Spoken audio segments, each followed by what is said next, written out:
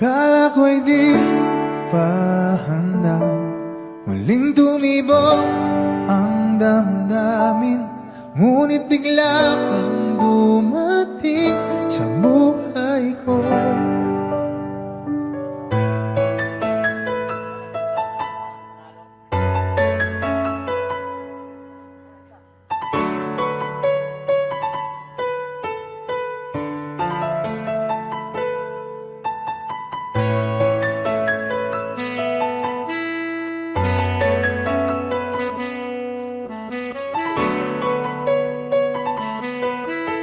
Sana ay ingatan ka niya.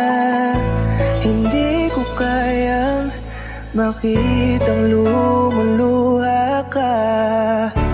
Kaya sobrang sakit sa akin na bitawan ka. Ngunit ngayon ay hindi na pwede.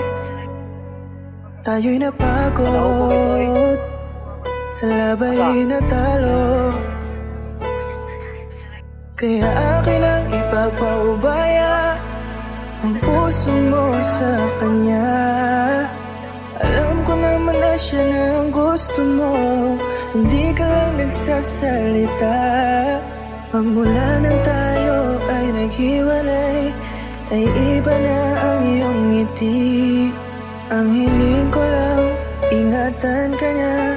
Ako nang bahala sa hapdi. Hindi ka man sa'kin binigay, ay sana'y kapalit naman ito ay ika'y liligaya.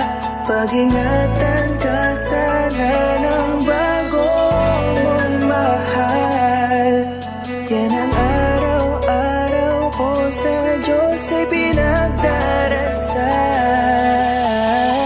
Katulad kung paano kita minahal at kung paano kita itinrato, tanggap ko nang di ka nababalik kasi tuluyan niya na akong tinalo. Natapos na ang huling kahinan ng pag-ibig na magkasabay nating ginuwit. Nasunog na ang binuo na libro, kaya ang makasama ka di na mauulit. Kahit saan ko ilagay sarili ko ay walang lulugaran. Siguro ako ay isang aral lamang sa buhay mo na minsan lang dumaan. Isang pagsubok na magpapatigas sa'yo sa mga bago pang paparating. Pero salamat kahit di man nagkatuluyan, nagawa mo kong mahalin. Mga mali ko ay babaunin ko na lang saan kamay man ako mapunta. Kaya kong lumigaya sa iba pero sa puso ko ay laging nandun ka. Kasi ikaw lang ang pangarap ko. Parang inagaw sa aking lahat, parang dinaganan ng mundo sa dibdib ang nararamdaman. Ganito kabigat para akong dinaanan ng napakatinding unos. Malala ang pagkasalanta, mararamdaman mo lahat itong mga sakit dito sa malungkot na kanta. Parang naubos lahat ng pag-asa, ang buhay ko na ito para saan pa. Alam ko na mahal mo na siya, ang hiling ko lang sana ingatan kanya. Hindi ka man sa'kin binigay,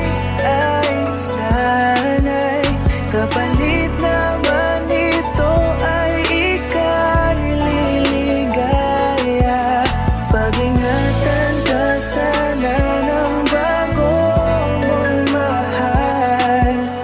Yan ang araw-araw ko sa Diyos ay pinagdarasal. Hindi ka man sa'kin binigay, ay sana'y kapalit naman ito ay ika'y liligaya. Pag-ingatan ka sana ng bago mong mahal. Yan ang araw-araw ko sa Diyos ay pinagdarasal.